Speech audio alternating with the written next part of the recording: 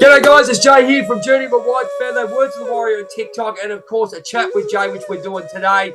I've got kangaroos, I've got koalas, but I'm flying all the way to New York City, New York, Madison Square Garden. I love the pro wrestling. You know I'm a massive pro wrestling fan. I've got a lovely friend of mine, Ceira, and she's in New York, and she is I'm gonna read this off the cue card I've got because it's amazing what you've got.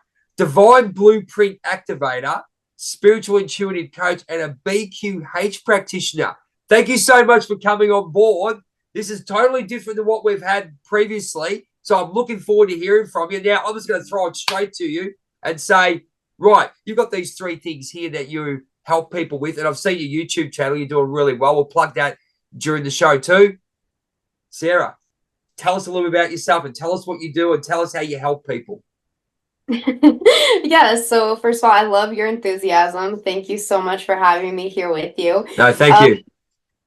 A little bit about myself is I actually started my spiritual awakening because I was addicted to fentanyl and heroin for 8 years. Really? And Okay. yeah, and then I was actually catapulted into a spiritual awakening once I was able to maintain sobriety.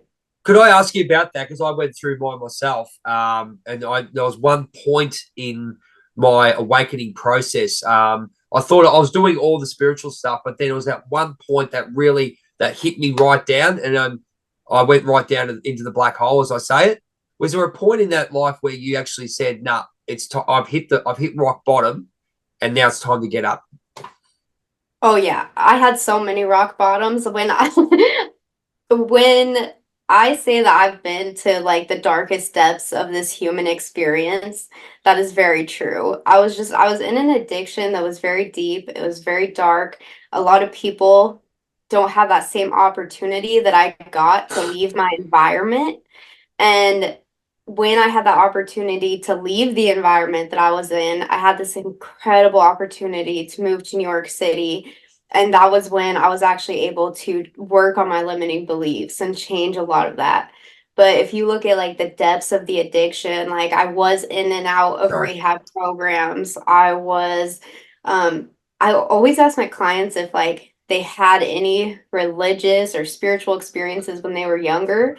Yep. I did not. Like, I truly think that it was just me, my 3D reality, and my addictions. I had addiction since childhood, where even when Right. I was a young child, um, I followed the same cycles as my parents of I didn't know how to eat food. And so I had these different addictions with food and I didn't Wow. understand my emotions. So I went into deep Can I addiction can at I a ask you young with that one? age. Can I ask you with that one? Sorry to cut you off because I resonate with it. Did you find with your program and once you understood about subconscious program, what you do now, as I said, wonderful channel on YouTube, do some wonderful things. Did you find um, that you were like it was like you're being trained to do that, to have those patterns, understand the subconscious mind, how it worked, and how it was trained the first 7 years?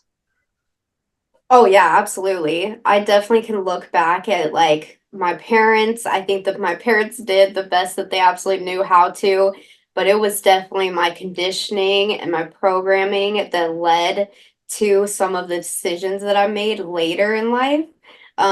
But now looking at it, I can see how it was all part of my plan. That now those are the things that I'm here to help people with. Okay, great. That's great to hear because even to this day, I struggle with that a little bit more than what I do because you still go into those, and it's okay to do so to go into that back into that deep dark forest. But you've got the awareness. Would I say, Ceira, that you've got the awareness now of okay, that happened, and you had forgiveness and all that. Could I ask you too? Might as well ask you forgiveness. Because people ask me all the time about forgiveness. Do you forgive? Do you remember? What's your process with that? Because we know that if we hang on to things, we obviously it's like a big ball on our back, I guess, in some ways that we're holding up. How do you let go? Oh my gosh. So there's layers to this. In the very beginning of my spiritual awakening, it was actually really easy for me to forgive other people for what they had done to me just because I was in such a deep addiction that I made decisions that never would I don't even I think I've made decisions in this life that even on a soul level, like maybe my higher self was a little surprised. Right. Okay. But like the beauty of that is that I was able to see in other people why they made certain actions that they did. And so I forgave others very easily. Okay. It when the forgiveness, when I had to turn that inwards and forgive myself for the things that I did, that I think there's still layers to that that's coming, Yep. but you just have to start with self-love. Like we're never taught how to love ourselves. Well, I got this a friend, one of my best friend. I call him the guru. That's all he needs to be known about. He's one of those. I would think of it one of he's the most gifted spiritual guy I know. He's like one of those hermits who knows everything. When you go to him, you come out, you be a different. No, you come out a different person. He's going to watch this and he'll know it. He'll look at me and go, "Why'd you say that?" But why I say that is, why I say that is, how did you set boundaries? Because it's a big thing about in the 3D world, stand up for yourself, do this, do this, do this. But there is when you turn the lamp onto yourself and actually the spotlight on yourself, you find that you've got those two elements happening where you've got your balance on your boundaries, and you've still got what you've done because you've got a great energy. You can see the white light around you. You can. How do you let that? How do you balance that? So again, there's layers and there's like it takes a lot of learning of where to place these specific boundaries in your life. So when it came to like my addiction and healing that addiction, I think it really depends on how deep the trauma is. Okay. Because like when it comes to my addiction, like I had to cut off Excuse me. you're fine. I had to like cut off everybody in my old life that had any kind of ties to that addiction. And even now, like I have to set boundaries of like how often I go back to Colorado, how often I put myself back Wow. in the environment. When it comes to my family, I have to set boundaries with them too, but it's in a much different way. And when we set boundaries with our family, especially a lot of people here, like they're here to break these really deep generational traumas. And we want to help our families so much right now. But again, it comes back to self-love and self-awareness of like, is this good for me? I can That's amazing. Well done. That's great. yeah, absolutely. Like I can plant seeds for other people, but if they're like dependent on me for any kind of emotional reason that's harming me in any ways, then I know a boundary needs to be set there. Mate, that's amazing. This is why I got. This is why you get you on because you've got a different aspect. Excuse me, frog in the throat. Um, Different aspect coming from being an intuitive spiritual coach. Where with myself, I'm doing what I call the remove the mask. So I'm actually removing my. That's what happened to me. I removed my mask and then I sort of really looked inside myself. Did you have a safe space, Ceirra? Did you have a safe space at some stage when you're in the hole? Did someone provide you with a safe space? Because I know Greg Riley and Michael McNair and Deirdre James, I always talk about them very highly, provided me that safe space that I had to really accept. Did you? How did you find? How did you find that safety within yourself? Did you find it within yourself, or someone else gave it to you? I think so. I'm very fortunate, and this does not happen. Like the way that my addiction played out, I have to trust that there's a greater plan. Yeah, Just we because, like, we all do. I tell you, we all do. I tell you right now. so I actually had a boyfriend the entire time during that really bad addiction. But like for how bad our addiction was, we always treated each other pretty well, like the Yep. best that you can in an addiction like that. Wow. And I actually think that like looking back on it now, like we both had incredible parents. We both were Right. able to like maintain that safety for each other in that kind of addiction. And I actually think that like having him and then having like the divine guidance around me as well is why I was able to be as safe in that environment as I was. No, that's fantastic. That's yeah. As I said to you, you can see by yeah, the way you speak. I mean, you get a really good vibe. I mean, I believe I believe there's no well, you're supposed to be where you're supposed to be, and that's my brother from another mother, Cortez Medford from Spiritual Needs TV. He said that to me one day. He goes, "You need to be where you need to be. We need to be talking right now. We need to be connecting. You know, all those kind of things, and you work through probably the 5-3 3D. All right, now." This stuff that I looked at you, I looked at you, I'm going, right, I've got a bit of an idea. I know obviously spiritual intuitive coach, where I think that we all know what that entails. BQ, is it BQH? Is that right? Or BQM? EQH, yes. Yeah, my writing is terrible, eh? My writing is terrible, eh? So BQH practitioner, tell us a little bit about that. We'll sort of we'll jump between two things, because I think what we said at the start, people go, what is a BQH practitioner? All yours. So, if you're not, have you ever been familiar with Dolores Cannon Yes, and I know, Q? I know Dolores Cannon. Yes, I do. Yes, so she created QHHT so that during this time, different kinds of people could start to remember more of their divinity. That's how I see Okay. it. I believe Okay. that it was created so that we could go under hypnosis, we could see more of our past lives and Okay. be connected to our own higher guidance ourselves. Okay. So Right. I am certified in BQH, which is a form of QHHT. It's just BQH gives me more leniency to like do things online, but it's still a form of hypnosis Okay. where Yeah. Great. I create a safe space for you to help you especially release a lot of trauma. So we all store emotions and trauma in our body. And so Yes, I we all know create that. We definitely know that, eh? Yeah, and so I create just this beautiful space so that you can work through some of those emotions. You can be connected to your own higher guidance. And then if there's any kind of like past lives you need to see, or it was so beautiful because actually just a few days ago, I had a client where he was so terrified of death. That was his biggest fear in this lifetime. And as soon as I put him under, he was just like switching between past lives. Like it's like his guides had a plan for him and they were like, "You're an eternal being and you're going to see it." And it was beautiful. Fantastic. So with excuse me. So with that, with what you're doing there, so you get people with traumas, because my belief is we always keep our traumas within us, and we have to work with them to use them as part of our strength and part of our growth. You know, so we're still, because once you get a memory, we all know that we can't get rid of it. Let's be honest. We can recall it. As far as I know that, because I can do it. When you get sort of like, I guess Phoebe from Charmed, here we go. You touch something, you go, oh my god, I remember that. Massive Charm fan, love Charmed. Me Anyway, too.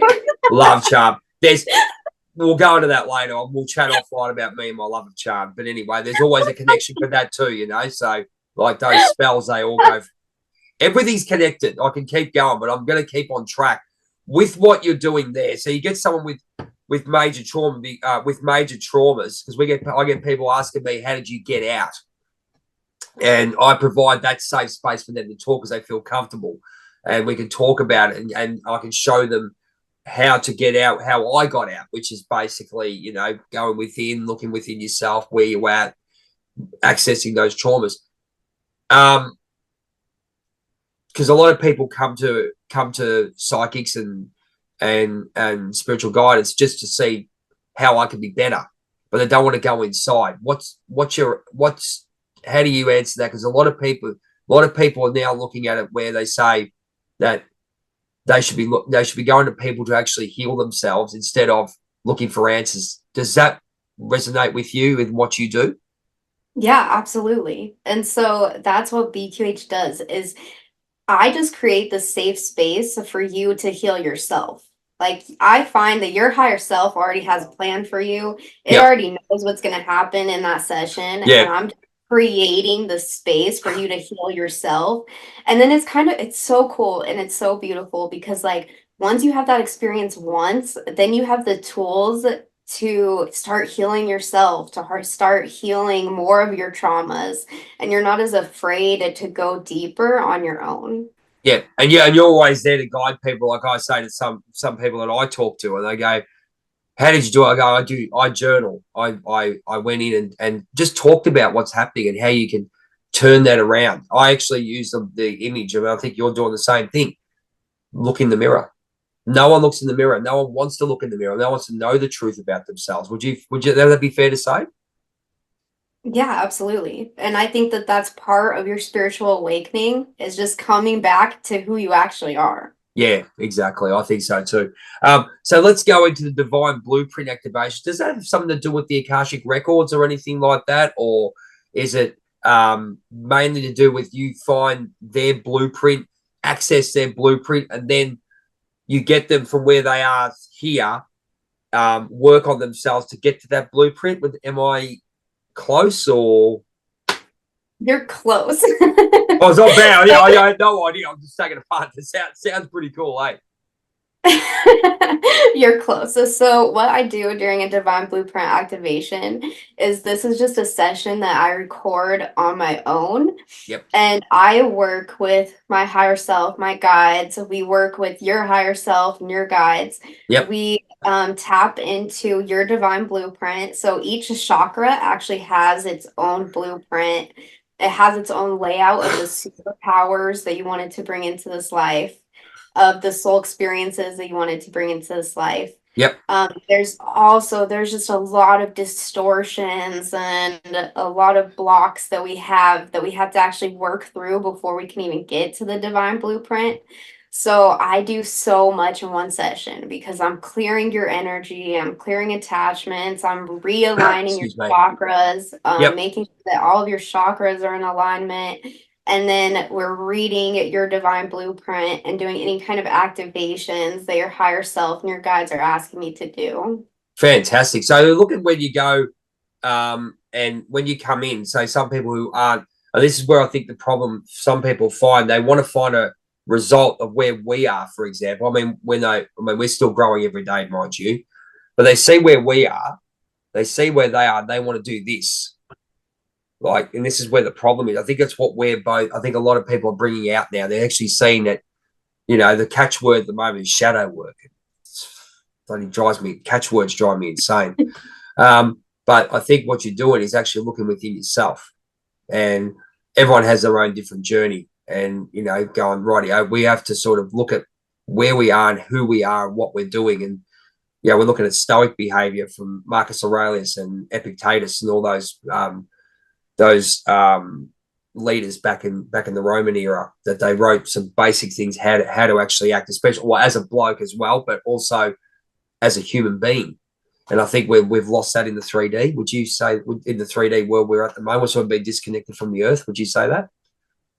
Oh my gosh, it took me, I wouldn't say it took me a while, but like, especially at the very beginning of my spiritual awakening, I did not feel connected to the earth at all. Like, Yep. and I remember being like that in my 3D reality. Like, you don't realize that Gaia is this breathing, conscious being. And it's so funny because when I was like looking at different podcasts, that was one thing that I loved about your energy was I was like, he's so different than me. He's earthy. And When I you love see the that. earth, with the feathers, I'm really connected to Yeah. my strongest past life's a Native American Indian tribe in Native American Indian tribe. So yeah, the earth. It's funny. I know with what you do. Do you connect? I believe because we've been disconnected to the earth because we are earth beings. I have my theories. I'll leave it at that. So getting more connected to the earth and understanding yourself and really being a bit more selfish, but then having that connection, then connecting to the earth, and then allowing yourself to connect to the universe. I don't know about you. Do you vision every night? Because What did you say? I vision. Do you have visions every night? I have visions every night now for the last 7 or 8 months. Yes, yeah, I'm very connected, That's definitely. what I'm saying. So we're actually showing the connection. I know there's stuff like um, angel numbers and all that. I see them all the time. I know that's how they're telling me I'm connected. So The one thing that I do want to say about Earth that I see in my divine blueprints all the time is that they tell me that the more connected we are to Gaia, the more grounded we are, the more access we have to our spiritual abilities. And we can actually, there's a lot of people here that like are doing a lot of grid work and they have all these spiritual abilities, but they don't realize that it's like we have to be grounded in our human experience to use them. And fantastic. so we need to cherish that connection with Gaia. Oh, I reckon, yeah, I'm with you. I think ever since I had that awakening process, and still look, I still drop down here and then. I probably you have your days and all those kinds of. It reminds you that and a big thing for a big one, I think, with the 3D is ego. I think where our ego has been so misguided or more masculine energy towards it the last, say, 20 years, especially. It doesn't matter. And ladies and gentlemen, males and females have masculine, feminine energies. Any spiritual coach will tell you that. So there's masculine, feminine energies, and I think that's what's been happening with the ego and stuff like that. How do you go with that one? When people come in, can you see the ego working against them, and that you tell them how to work, how to train yourself to work with it? Yeah, there's a lot of people where their spirit guides are telling them, like, just watch this belief system, watch where you're like holding on for control because, like, we've been too analytical or we've been very Love it, analytical. love it. Keep going, love it. Keep going. But that comes through all the time. Like I can feel that these people are like gripping on for dear life to not let go. And it's like it's okay to let go. It's okay to flow, to be in that flow state. And they say all the time just like how over analytical we've become of everything. We have. It's really funny. I'm a big believer in, obviously now, especially the last 3 to 4 months, especially. Um, Everything's coming together of what I loved, all the messages, all the movies I watch, all that. They all have messages for me. And it's a message about who I am as a person, what I want to be as a person. So, what you're saying is being connected and understanding that and having that. And I think I think what you're really doing is you got your 5D and your 3D. And as I said, removing the mask of the 3D. Because I used to play victim all the time. I'll be honest with you. Everyone said, "Oh, you're such a lovely person," all this stuff. But I had a lot of inner anger. I had a mask. I'm a cosplayer by trade, if you know, costumer. So I'd go, right. Oh yeah, I'm going to be Robin today. Yeah, great. I am Robin. I didn't love myself, and that's what people don't understand. But now I can put the Robin costume on, knowing I'm me, and put the Robin costume and do that. So, do you get people like that as well? Do you see that they sort of have that 5D, 3D sort of connection type thing, and you can see that they're sort of still sort of within that ego type thing? Yeah, and that's what I love about divine blueprint activation. So since I do BQH is like your full empowerment. Like I'm going to put you in that state. You're going to connect to your guides yourself. And I actually struggled for a little bit that like I do the sessions myself because I felt like I wasn't empowering that person to connect in.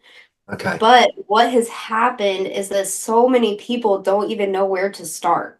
Like, so many people are just like so lost and so numb that they have no idea where to even start on their spiritual journey. And so that's where I come in. I can at least give you higher guidance. I can give you messages from your higher self, and I realign you to your truest soul's essence so that you can start your healing journey. So you even know where to begin that's best for you, and then a lot of people do a BQH session afterwards so that they can be in that full empowerment.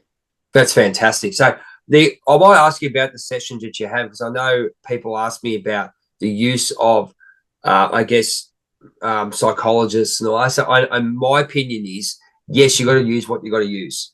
You got to be drawn to where you got to be drawn. But remember, you go within yourself. And remember that there's two. We're sort of getting you out of this old you, which is I call the 3D, as you do, and then moving into 5D. Now I used a holistic counselor as well as what with Greg and Michael, and then the thing is, Sierra, and you did, and you can, and your adjustment to it too. We did the work, but I don't think people really have the. I believe that people just don't really realize it's a lot of work to get to where we've had these issues like we all have, and Diana and Sarah and all my friends in life theories and Jackie and Cortez, we've all had our issues, but we've done the work, and I don't think people really know how to do the work. Would that be would that does that resonate with you at all? When I was tapering off of methadone, like when I finally made that decision greater than myself to get off of fentanyl, I was tapering myself off of methadone. I would meditate for 2 to 3 hours a day and just give me this, I would give myself the safe space to cry my eyes out. And Wow, that that's great. probably, I never felt my emotions my entire life. I did everything I could, rather it was food, or rather it was like other types of A substances in quick, I different saw like a quick ways. hit type thing. It doesn't matter what it is. I mean, I had food addictions, and and you still have that. Your sugar addictions and all that. It's still an addiction to stop. Okay, so we've got 10 minutes to go on this first part. So those kind of things. I get where you're going with that. Yeah, so an emotion would pop up and I would be like, oh, like what could I look outside of myself to try and make myself feel better? Agreed. Agreed. It's a case of we actually lose. Look. There's a lot of stuff that happens in the world that I sort of we look back on and go, we were sort of trained that way. If you get where they, but we will leave that where it is, where it lies. You know what I'm talking about. We can talk about that later. But when you came out of that spiritual journey and looking at being a spiritual intuitive coach and what you do now, I mean, and this is your platform of what you do to heal, because um did you find your purpose? I mean, did you, and I'll tell you mine after I get yours. Did you really, was there a time when you found your purpose, like you just said, okay, I'm on the right path, I sort of understand it? Would that be because you sort of force, so at that time, I mean, I'm sure you did it too, you sort of go, when am I getting out, when am I getting out, this is the one, but suddenly it came that you knew that was the point, that you made the turn in your life? Yeah, so I would say like your purpose has layers. So it Okay. started as like, oh, you're just here to be the light, to spread love. That's what my clients always hear in sessions is like, you're Yep. just here to be the light, like, especially at that beginning of your spiritual awakening when it's a little Yep. overwhelming. Yep. And then it starts to build. So then I started to feel like I was here to help people with other addictions and to help these break these And habits. I'm going to cut you off right there just quickly. When you were in that situation, because I was doing the same, I was more a people pleaser, and that was shadow work. That was my old shadow, right? And I thought, oh yeah, I'm helping people. I'm happy. Everyone likes me. Did you have that situation as well? Not so much with people pleasing at the beginning of my spiritual awakening. Oh, before that, into it, sort of like, did you sort of reminisce about, go, hang on, I'm a bit of a people pleaser back then, but now it's sort of, I realize that and I've changed. If that makes any sense. So when you went through your spiritual awakening, I was a people pleaser before my addiction, absolutely. that's Like where I'm at. That's where I'm going. Yeah. I was so afraid of like how the other people would see me, and I just wanted I think I was just so afraid of other people's judgment that absolutely I just wanted to see I wanted them to see the best in me that I couldn't see in myself. Yeah, it's a big thing. I think that's why I asked you, because I mean you've gone through it, and it's what you're doing here and what you've described so far is amazing. Because you probably get those, because a lot of people get those questions, and a lot of people just within their ego, they just don't understand what's going on. So when people come to you, so I'm jumping a little bit up because it's very interesting stuff. It's fantastic. I just want to jump to the spiritual intuitive coach side of things. When does that come in your therapy? Does that come in after the two blueprint ones, or do you just sort of feel what needs to come? Yeah, it's kind of just like all become mixed in together, Oh, just okay, yep, cool, really just like depending on what the client needs. right. Usually they will just like schedule a BQH session or a divine blueprint. Yep. And then it will turn into that once I see what their needs are and how I can help them more. Oh, fantastic. Okay. So yeah, so let's just go. Let's go with that, with what you're doing now. As I said, we're just jumping up and down, but this is the way that I do my interviews, because it's just so interesting in what you do, and it's about telling people about your great journey and what you're doing now. As I said, I wouldn't have reached out otherwise. I saw your channel. I got to speak to this lady there. Spiritual intuitive coach. Tell us a little bit about that, because there's people who have a different purpose on that. How do you work with others? I think it's actually turned more into an empowerment coach. So All right. Yeah. Cool. Excellent. yeah, I am very big on releasing fear and feeling powerful and safe in our bodies, because I Okay. think that that is actually what we need right now. And then I empower you to be able to make these connections on your own. So Okay. I teach people how to connect in with their own higher guidance. Okay. BQH sessions, like doing hypnosis like that, the one thing that it does is it opens you up as a channel completely, and it allows you to trust yourself and trust your intuition. Yep. So a lot of my clients just want to do a BQH session like once every 2 weeks, once a month. I actually think that like my spiritual awakening was so catapulted because I was doing BQH sessions like once a week in the very beginning as for my YouTube channel. And then I saw that it was like, whoa, this is actually a So part of you've got that on your YouTube channel. I mean, you got so many videos and stuff.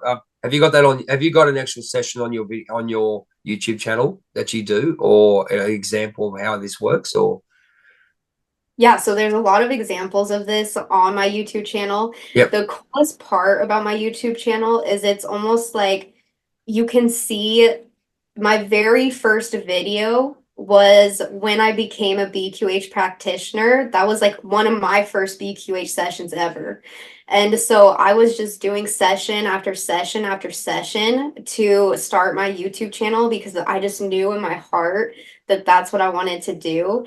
And it actually turned into something so beautiful where you can see my entire spiritual journey from the very beginning in these sessions. And you can see how like my spiritual abilities have gotten so much better. My channeling has gotten so much better Yep. from the inner work that I was doing since I started my YouTube channel a little bit more than a year ago. No, that's fantastic. Yeah, it's a great channel. We've got about probably 3 minutes to go. So what I wanted to ask you, with regards to that channel, I only really found my purpose only about 6 weeks ago. Now, I've been going through all this, not to say, ladies and gentlemen, that I was doing what I'm doing. I love what I'm doing, but the purpose is the actual total message. And I think I had to go through as Ceira said, going through the sections of the onion peeling. Is that what we called it? Onion peeling? Yeah. We did the onion peeling to get to, as I said, mine's remove the mask, write the story. It was in my face all the time. And you got to find out exactly what you do. And the affirmation cards, we'll talk about those afterwards, Ceira, before we go on to part two. All that thing. With what you did there, do you have we've got about a minute left. Do you have for part one? Do you have a little message that you were given when you were when you've actually really sort of nailed that